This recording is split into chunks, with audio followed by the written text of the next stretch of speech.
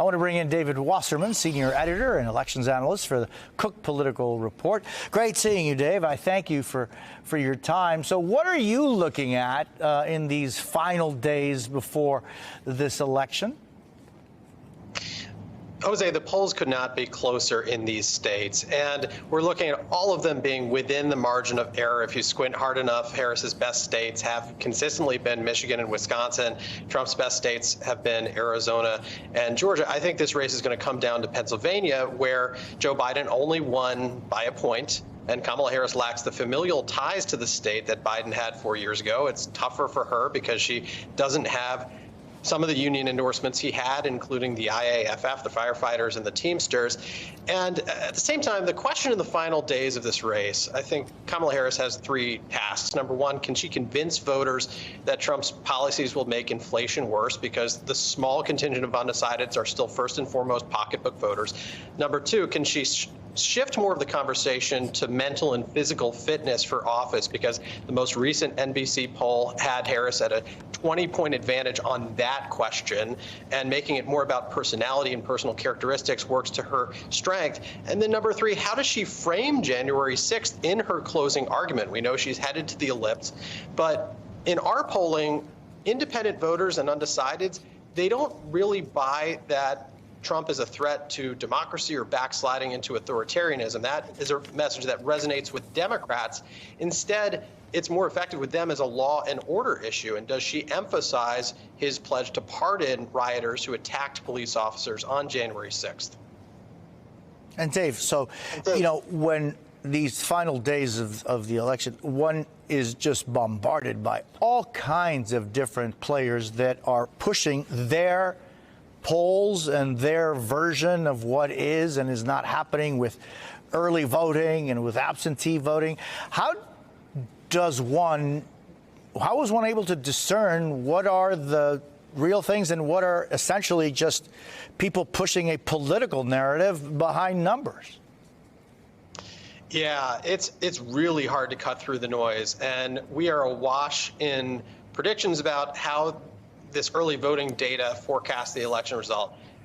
It's all worth taking a deep breath, because number one, we don't know, based on how many people have voted so far, who they're voting for. We have no way of knowing that. And number two, the patterns this year of who votes when are going to be totally different from 4 years ago, because we're no longer in COVID, so fewer Democrats are voting by mail. And Trump has been less hostile to voting absentee, and so we're seeing more Republicans partake early. I know it's an unsatisfying answer. We really are in the dark until we get the first results from those key counties and states on November 5th. And just, Dave, wondering, because, you know, both Trump and Vice President Harris are in Texas today. You know, it's been pretty red as far as presidentials. Certainly in the Senate, there have been races that seem to be coming closer and closer and closer to end up being, you know, for the Republicans. How do you see Texas? And then in Florida also, it's been a change there. Well, I think they've moved in different directions, and Florida has fallen off the map for Democrats. Now Republicans have a 1 million vote voter registration advantage, whereas Democrats had 100,000 vote voter registration advantage 4 years ago. But Texas is interesting because it has moved towards purple status, at least in the Senate race. I don't believe Kamala Harris is within striking distance of winning the state. But Ted Cruz's unique unpopularity has closed that Senate race to a few points, and Colin Allred's run a very good campaign. And at the end of the day, the hurdle for Allred is that Democrats are not performing well enough with Hispanic voters. In our average, Kamala Harris is only leading Hispanic voters nationally by 10 points right now, down from the 24-point margin the exit polls said Biden won them by 4 years ago. So can Allred run ahead of Harris among Hispanic voters, particularly in South Texas along the border? He'll need everything to go right in order to win the state, which no Democrat has done since 1994.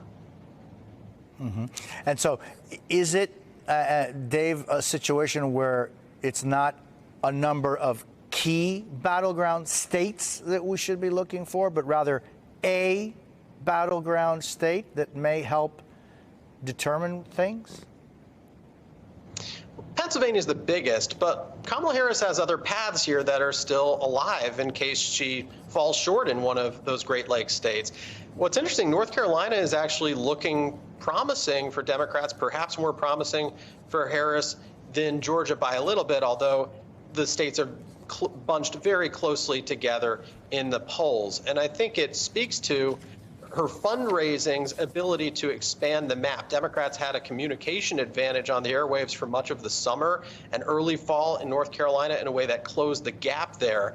And it's possible that we won't know the result from these states for at least a day, particularly if there are ballots from displaced voters that need to be rerouted to their county of origin in order to be counted.